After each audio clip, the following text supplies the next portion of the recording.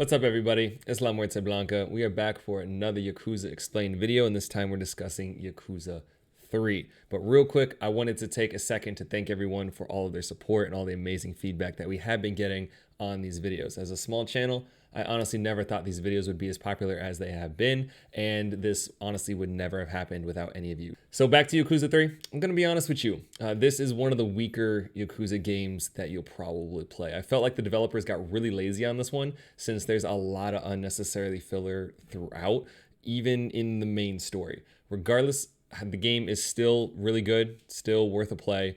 But if you're one of those that can't spare 20 hours to play the game or 4 hours to watch all the cutscenes, I got you.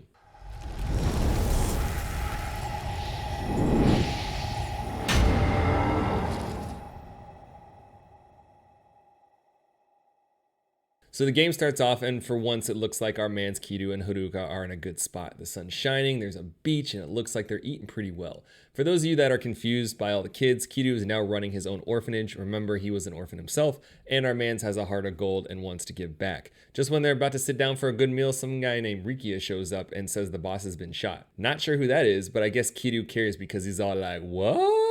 Then we're transported back to the city where we see Daigo in deep contemplation. He's now the 6th chairman of the Tojo clan after the events of the last game. He gets a call from someone about the deal. Daigo stonewalls him and basically says the Tojo are out. Take your ass somewhere else. His assistant asks if that was the Okinawa deal and urges him to reconsider, as it could net the Tojo over 100 billion with a B yen and make them a powerful ally in the government. Remember, after the last 2 games, the Tojo are hardcore struggling to stay afloat. Daigo tells his assistant to shut the fuck up. He knows what's at stake, but refuses to let anyone take the land because of everything the 4th chairman, remember Kiryu, has done for the Tojo. Looks like Kiryu's orphanage is in the middle of some big land conspiracy. Daigo goes back to Tojo HQ and holy shit, Kazama's waiting for him? I thought he died in the first game. Kazama throws Daigo the deed to the Okinawa land and says they can't walk from that deal. Daigo holds his ground and is all like, what happens if I do? Then Kazama reaches in his pocket. Daigo pulls a gun and BAM! The 6th chairman just got shot. Shit got really real really quickly. Meanwhile, Kiryu's rushing to the hospital to see this other boss that got shot. His name is Nakahara, and he got shot in the stomach right next to his daughter, Saki. Big boy in the purple, Mikio, thinks it has to do with the land deal because the deed is gone. Saki then shows Kiryu a sketch she drew and confirms that's who shot Nakahara. Haruka and Kiryu are like, what the fuck? Because the sketch looks exactly like Kazama. What is going on? Everything that just happened, kind of forget it, but hold on to it. The beginning of this game doesn't do a great job of time hopping, but everything moving forward is in chronological order. So now we flash back to 2007, right after the events of the last game. Even though they fell in love in the last game, Sayama and Kiryu decide to go their separate ways. He's going to run an orphanage, and she's continuing to pursue her career in America. Come on, dude. You finally found a girl that isn't dying, and you just ship her ass off to America? He doesn't even kiss her goodbye, even though they made out in front of a bomb in the last game. Kiryu then goes to say goodbye to the rest of his Kamurocho friends, including Majima, who got a really badass eye patch upgrade. He asks Majima to join the Tojo again and look after Daigo while he is away. As we all know by now, the only way to convince Majima to do anything is to beat his ass. So we do. 6 months go by and Kiryu is now running Morning Glory, the orphanage in Okinawa. 6 months after that, Kiryu is getting eviction notices by the dudes he met up with at the hospital. Kiryu approaches them to learn that they are part of the Ryudo family, one of the 2 Yakuza families on the island. Rikiya is the captain of the family, and naturally, we need to beat his ass if we want to get answers from the boss. So we do. Clearly, he doesn't know where the dragon and Dojima. We go to see the boss, Nakahara, and learn that he has a buyer willing to give him a fuck ton of money for all of the land that he owns. Kiryu then does one of his famous man-to-man speeches, but it basically boiled down to, fuck off, we're not leaving. Why would you try to evict innocent children from their home? Then we learn some stuff and starts to tie everything together. Defense Minister Tamaya and Land Minister Suzuki are both trying to push proposals that require the land that Nakahara owns, the same land that Kiryu's orphanage is on. Tamaya wants to build a military expansion project to better protect Japan. Suzuki wants to build a resort to build up Okinawa's economy. This is likely why people are getting shot and why deeds are getting stolen.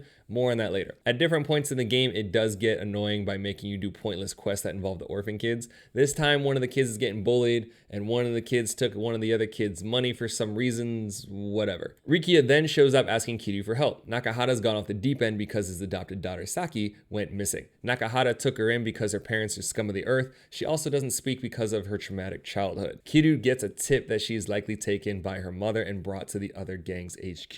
In the most Kiryu way possible, we make our way to Tamashiro, the gang's boss, and try to have a chat with him. Turns out Tamashiro just wanted the girls a bargaining chip over Nakahara. Kiryu beats Tamashiro's ass. We learn what a real piece of shit Saki's mother is, and Nakahara and Saki are reunited. After the incident, Nakahara asks Kiryu to be a sworn brother, and why is Daigo here? Tamashiro's family is officially under the Tojo umbrella, and they were going behind Daigo's back to buy and extort land for the resort deal. That's why Tamashiro took Saki to get Nakahara's deed. If the media found out the Yakuza were involved in either of these deals, both the base and the resort would fail, so Tamaya asked Daigo to intervene. Daigo explains that the military expansion and the resort are both linked, and the success or failure of one will mean the same fate for the other. We also meet Toma, Tamaya's secretary, who's hell-bent on getting the resort deal approved. He's an Okinawa native and wants to see his home flourish, even though he's working for the military guy. 1 year later, we finally come full circle, and we're back with Kiryu at the hospital. He gets a call from Kashiwagi, finds out Daigo's been shot, and now he's going back to Kamurocho.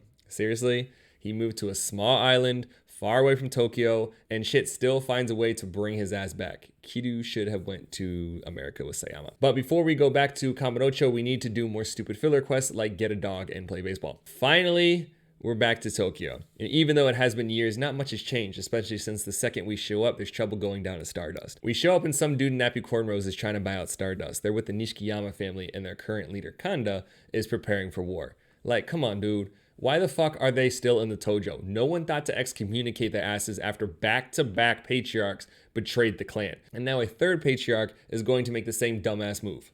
Stupid. Kiryu whoops everyone's ass, and before dude passes out, he mentions something about Kashiwagi dying. Naturally, this has Kiryu concerned, so he goes to talk to his old mentor. But on the way, he gets jumped by some Men in Black lookalikes. As we all know by now, they chose the wrong guy to jump, so guy then pulls out a gun, but the cop sirens end up scaring them off. We finally meet up with Kashiwagi, who tells us about the Tojo officers meeting that happened earlier that day. Kashiwagi wants Kiryu back to help restabilize the Tojo after Daigo's injury. Kanda, the guy who's trying to start a war, is naturally saying, fuck that. Mine, another officer who's far more level-headed, agrees with Kashiwagi. Hamazaki wants revenge for Daigo and doesn't agree with Kiryu coming back. The officers argue a bunch. Kanda basically gives away his plane to take over as chairman, so much for the element of surprise. And then Hamazaki calls out the final Tojo officer, our man's Majima. Because Majima is one of the baddest motherfuckers of all time, he basically says, do whatever you want, just stay off my fucking lawn. Then he just dips. Respect. As Kashiwagi and Kiryu are talking, the power to the entire building gets cut. Uh-oh. Then a helicopter flies up. Oh, shit. Then a fucking Gatling gun levels the entire office. Ba ba ba ba ba ba ba. Bullets everywhere. Somehow, Kiryu doesn't take a single hit, but Kashiwagi's all kinds of fucked up. In a pool of blood and broken glass with bullets all in his ass, Kashiwagi tells Kiryu that someone is working with Kazama, someone who's trying to push the Okinawa deal through, someone in the Tojo. Finally, Kashiwagi dies. Kiryu really cannot catch a break. Almost everyone he has grown up with or had some form of meaningful relationship has either left or is now dead. Because it's hard to miss a military-style attack chopper shoot up a building, the cops arrive fairly quickly, and Kiryu needs to dip. Kiryu runs into our old cop buddy Date, and why wouldn't they? Go to a bar. But not just any bar. Serena's back in business. Date is no longer a cop, he's a reporter now, and he's chasing a story that links the Tojo to the Okinawa deal. He offers to try to get some information on the Kazama lookalike, while Kiryu goes to confront their number one suspect, Kanda. On his way there, Kiryu runs into Rikiya? Even though Kiryu told him to keep his island ass on the island, he followed him to Kamurocho to get revenge for the boss. Lil Island Boy has no idea what he's about to get into in the big city. But I guess it was good timing because Kanda's holed up in some kind of couple's love hotel, and the only way you're getting in is by acting like a couple. If you ask me, Riki is way too into the performance. To each his own, I guess. They finally reach Kanda, and of course the devs had to add another fat bald guy in a diaper. Even though Mans was acting all bad and shit when the officers meeting, his literal first reaction is to run away like a little bitch. You fight off all of Kanda's boys, not sure why they're even allowed in the hotel because none of them look like couples, and then you get to the VIP room. Kanda's doing his best frogman, not sure how long he was holding his breath, gets the jump on our Mans, but then gets his fat ass tossed. He then gets his fat ass beat down and says Hamazaki offed Kashiwagi because he's trying to take over Kamurocho. Rikiya shows up, Kanda tries to pull a fast one, and bam! Kiryu sits his ass down with a roundhouse that would make Chuck Norris proud. We then see Hamazaki talking about the Okinawa deal with Majima? Why is Majima on this? Hamazaki tells Majima to take care of Kiryu and walks out. Back at Serena, Rikiya is passed out because he can't handle city life. Date shows up saying they got Nanana's tip and shows Kiryu a picture of Majima meeting with Suzuki, the guy pushing the resort deal. Why is Majima going behind Daigo's back like this? Kiryu confronts Majima, who takes him to the Coliseum. Again, because Majima can't take a fucking hint, we need to beat his ass for the second time this game, probably the 1001st time this entire series so far. Remember, we still got 3 more games to do. So we do, and he takes us to see the florist, still rocking the power robes. I like it. Respect. While talking to the florist, Lau Ka Long is back from Yakuza 1 with a full mob. They're going after Rikiya. So even though they all have broadswords and spears, Kiryu decides to run through the streets of Kamurocho, punching the Snake Flower Triad until he gets to Rikiya and Lau. Probably because he's a Chinese kung fu stereotype, Lau has to do the unnecessary flip across the buildings to show Kiryu he's still cool, and then he tries to tell Kiryu he made an alliance with Hamazaki, literally only to get revenge on Kiryu. A little obsessive, if you ask me. Again, because stereotypes, he dances with the spear until we ultimately just kick his ass. But Kiryu can't get to Rikiya in time, and they're about to slice his head off, and bam, bam! What the fuck is Kazama doing here? Bam! Yeah. Lau's dead. Naturally, Kiryu calls the man out, like, who the fuck are you? And all homie has to say is, beautiful eyes, like I heard from my brother before. Wait, Kazama has a brother? And more importantly, of literally all the fucking things you could have said, you went with beautiful eyes. It's nighttime, and you're at least 25 yards away. How the fuck can you even see his eyes? Kiryu goes back to the florist's office to regroup with the homies. Rikiya is still shaken up, because he almost got guillotined. Thankfully, Kiryu finally convinces his ass to go back to Okinawa. Then Mine shows up. He apologized for the trouble he caused Kiryu and throws a big-ass briefcase on the table. One would think it'd be money, right? Wrong. Mine offers Kiryu Kanda's head? Apparently, Kanda was throwing a tantrum at Mine's office the prior night after Kiryu whooped his ass, and he's over here breaking all of Mine's stuff. Not sure why he thinks he can wear a suit without a shirt. He's not nearly as cool as the florist. Must be a fat Japanese guy thing. Anyway, Mine then proceeds to beat the hell out of Kanda, says he's outlived his usefulness, and Mine's boys then take Kanda's head. Mine also mentions that Hamazaki is likely out of the picture too. He was partnered with the Snake Flower Triad. The head of that branch, Lau, is now dead, and you can only imagine the wrath he's about to incur from the Chinese mainland. Mine then makes it very clear that he does not like Kiryu for some obscure misguided reason, and has every intention of continuing Daigo's legacy. Looks like he might be our next bad guy. Kiryu then gets a call from the defense minister Tamaya he wants to meet, and this is a big turning point for the game. Tamaya has the same goal as Kiryu. He too wants the resort deal to fall through. But that makes no sense. Wouldn't that mean the fall of the military expansion bill? Yes, it would, but that doesn't matter. Why wouldn't that matter? It doesn't matter because Tamaya never wanted to pass it in the first place. What? Tamaya never cared to build a military base. All he wanted to do was expose and destroy a secret black market arms syndicate called Black Monday, led by someone named Andre Richardson. So this man lied to his entire country, saying this base would have some top-level weapon system. Also, Black Monday would attempt to steal it. But a bill like that alone would never get public approval. I mean, it's not America. So to help push along, Tamaya actually suggested the resort deal to Suzuki, but now he needs it all stopped since they have the info they need on Black Monday. Tamaya also tells us that the Kazama we've been dealing with this whole time is very likely Joji Kazama, Shintaro Kazama's brother and a member of the CIA. Yes, Kiryu's mentor and father has a brother in the US Central Intelligence Agency. Devs were really reaching on this one. The CIA have been tracking Black Monday for years and are working with Tamaya to help draw them out. This is some classified espionage level shit right here, and everyone's been getting shot because these agents have direct orders to eliminate anything that could ruin the mission, including Nakahara not giving up the deed or Daigo not going through with the plan. Kashiwagi getting turned into Swiss cheese? That was the CIA. Kiryu getting jumped by the men in black? Those were also CIA.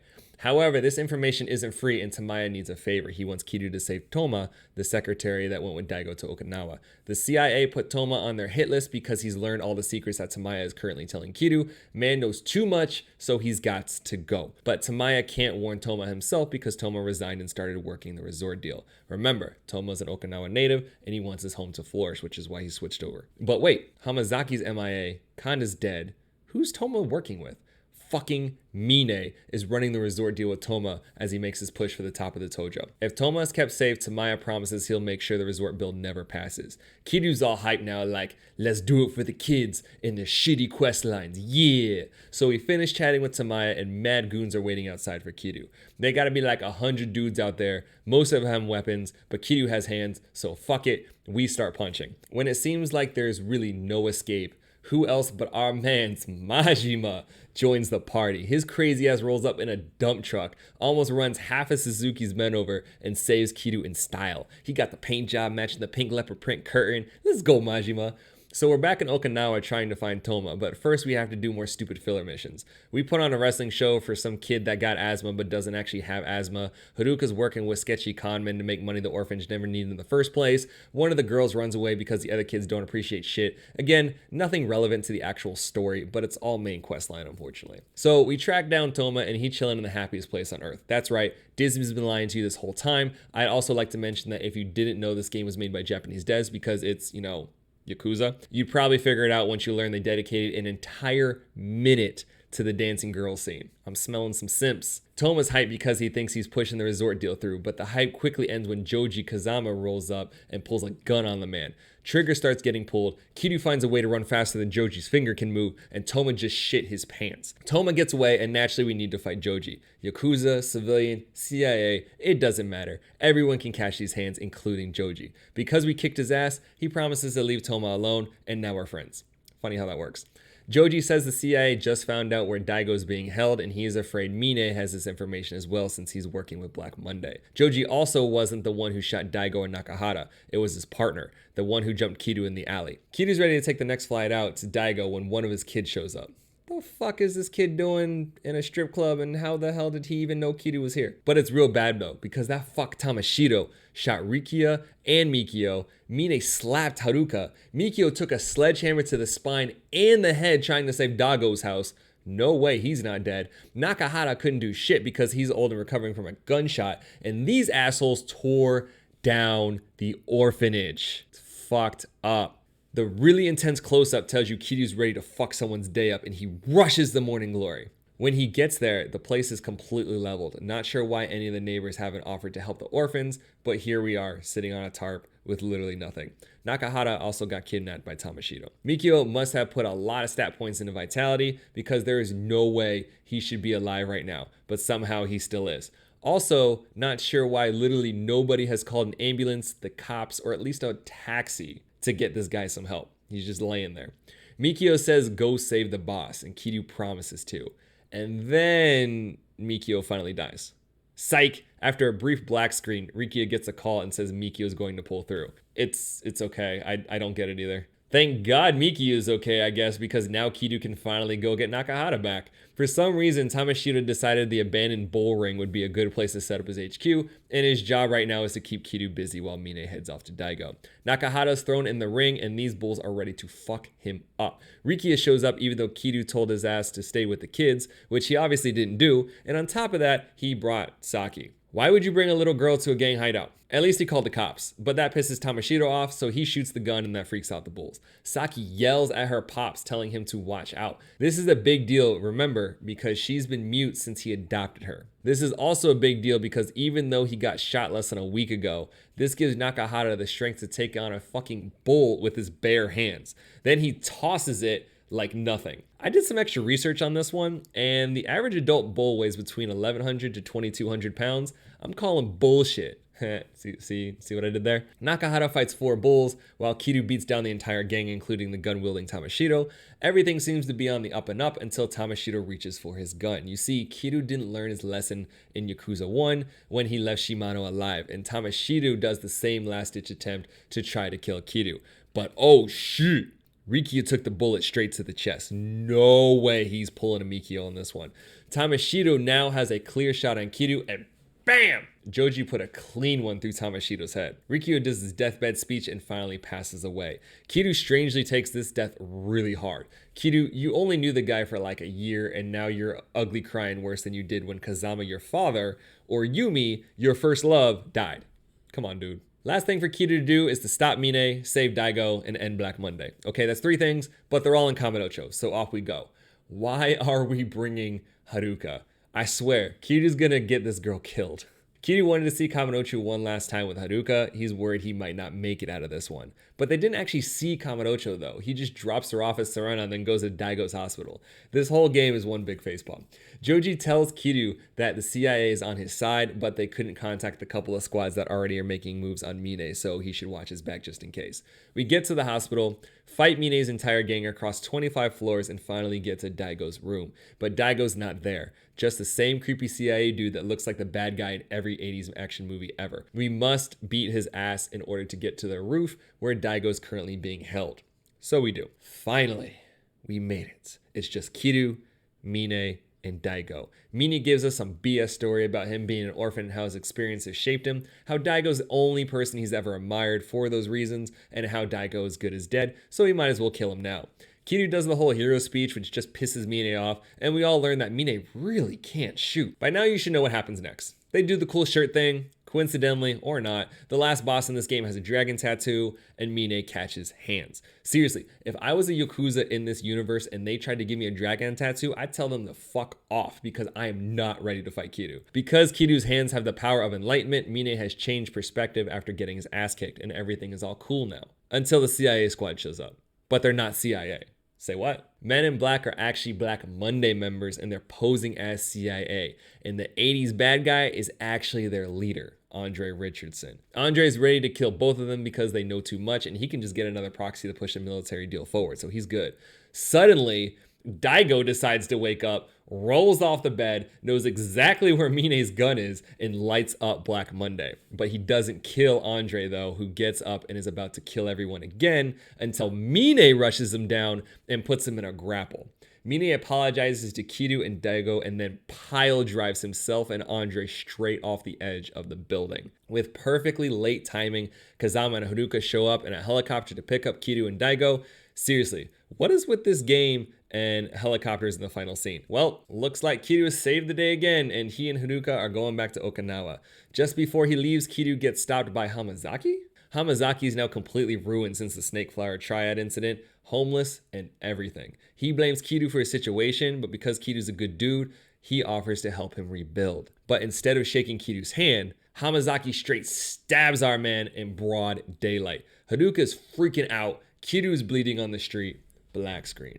Daigo got a new house, the kids got a new orphanage, and it looks like Kiryu's recovering okay from the stab wound. All's well that ends well, I guess, or at least until Yakuza 4. And that's it. You officially survived my explanation of what is likely the weakest game in the series. Sorry to put you through that, but I said I would do all the games, so here we are.